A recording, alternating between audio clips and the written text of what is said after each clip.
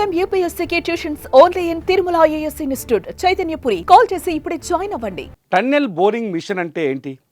ఎస్ఎల్బిసిలో ప్రమాదం జరిగినప్పటి నుంచి ఈ పేరు పదే పదే వినిపిస్తోంది. ఇప్పుడు ప్రమాదంలో ఇరుక్కుపోయిన 8 మంది కార్మికులు కూడా ఈ టన్నెల్ బోరింగ్ మిషన్లోనే ఉన్నారా? మిషన్ లోపల ఉంటే బతుకుతారా? ఈ ప్రశ్నలే ఇప్పుడు అందరినీ ఆందోళనలో పడేస్తున్నాయి.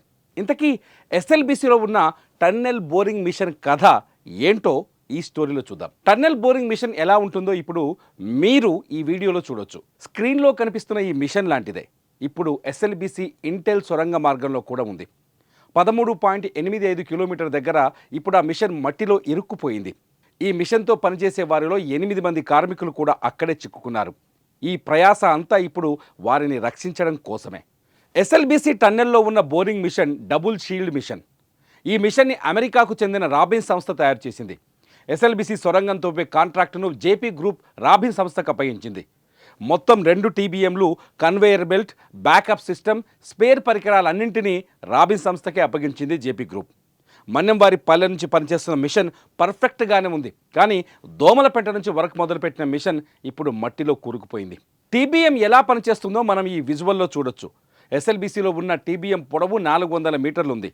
ఈ మిషన్కి ముందు భాగంలో కట్టర్ హెడ్ ఉంటుంది. ఇది రౌండ్గా తిరుగుతుంది. ఈ కటర్ హెడ్ రౌండ్గా తిరుగుతూ భూమిని తొలుస్తుంది. అలా తొలిచిన మట్టి లేదా వ్యర్థాలను మిషన్ వెనక వైపున్న కన్వేయర్ బెల్ట్ మీదకు చేరుస్తుంది. రాళ్లైనా మట్టైనా ఎలాంటి కఠినమైన వ్యర్థాలైనా చాలా సునాయాసంగా తొలగించే శక్తి ఈ TBMకు ఉంటుంది. అంతేకాదు సొరంగం తవ్వకంలో నీరు ఉబ్బికి వస్తే దాన్ని కూడా మోటార్ పంపుల సాయంతో బయటకు తోడేస్తారు. ఇప్పుడు ఎస్ఎల్బిసిలో కూడా అదే చేస్తున్నారు. ఎస్ఎల్బిసిలో ఉన్న TBMకు ఓ ప్రత్యేకత ఉంది. సొరంగంలో డ్రిల్లింగ్, బ్లాస్టింగ్ అక్కర్లేదు. అంతేకాదు ఈ మిషన్ సొరంగం తవ్వేటప్పుడు శబ్దాలు కూడా చాలా తక్కువగా వస్తాయి. ఎస్ఎల్బిసి సొరంగం పూర్తిగా నల్లమల అటవీ ప్రాంతం కింద నుంచి వెళ్తున్నందున పైన ఉన్న ప్రాంతం ఏమాత్రం ప్రభావితం కాకుండా ఈ మిషన్ పనిచేస్తుంది.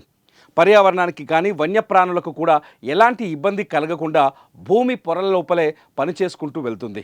ఎస్ఎల్బిసిలో వాడుతున్న మిషన్ మట్టిని తవ్వి వెనక్కి పంపటమే కాదు, సొరంగం చుట్టూ సిమెంట్ పలకలను కూడా అంటిస్తూ వెళ్తుంది. 24 గంటల్లో 3 నుంచి 4 మీటర్లు మాత్రమే ఈ మిషన్ తవ్వకం చేయగలుగుతుంది. ఫిబ్రవరి 18వ తేదీ నుంచి 22వ తేదీ వరకు 4 రోజులు పనిచేసిన ఈ మిషన్ కేవలం 4-5 లారీల మట్టి రాళ్లను మాత్రమే బయటకు తీయగలిగింది. ఫిబ్రవరి 22వ తేదీన ఈ ఊహించని ప్రమాదం జరిగింది.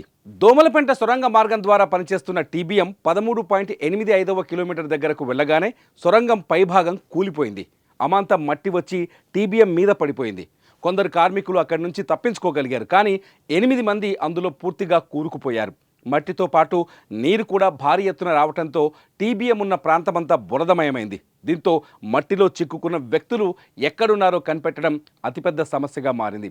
TBMలు విద్యుత్తోనే పనిచేస్తాయి. కానీ అందులో మిషనరీ పనిచేయడానికి దాదాపు 7 నుంచి 8 వేల లీటర్ల ఆయిల్ని వినియోగిస్తారు.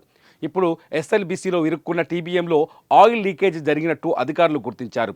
ఫలితంగా TBM దగ్గరకు స్నిపర్ డాగ్స్ వెళ్ళినా ఫలితం లేకుండా పోయింది. మట్టిలో కూరుకుపోయిన 8 మంది కార్మికుల వాసనను పసిగట్టడానికి స్నిపర్ డాగ్స్ని వాడారు. కానీ ఆయిల్ వాసనలో మనుషుల వాసనను పసిగట్టలేక స్నిపర్ డాగ్స్ విఫలమయ్యాయి. దశాబ్దాల క్రితం నుంచే ఈ TBMలు అందుబాటులోకి వచ్చాయి. ప్రపంచంలో అనేక సొరంగ మార్గాలను తవ్వాయి. ఇప్పుడు ఎస్ఎల్బిసికి వాడుతున్న 2 TBMలు కూడా అత్యంత శక్తివంతమైనవని చెబుతున్నారు. అయితే శ్రీశైలం వరదల సమయంలో ఇప్పుడు పాడైన TBM నీటిలో మునిగిపోయింది. అదే TBM ఇప్పుడు సొరంగంలో కుప్పకూలి మట్టిలో ఇరుక్కుపోయింది. TBM లోపల మనుషులుంటే ఆ 8 మంది బతికినట్టు, లేదంటే కొంత ఆందోళన వ్యక్తం చేయక తప్పదు.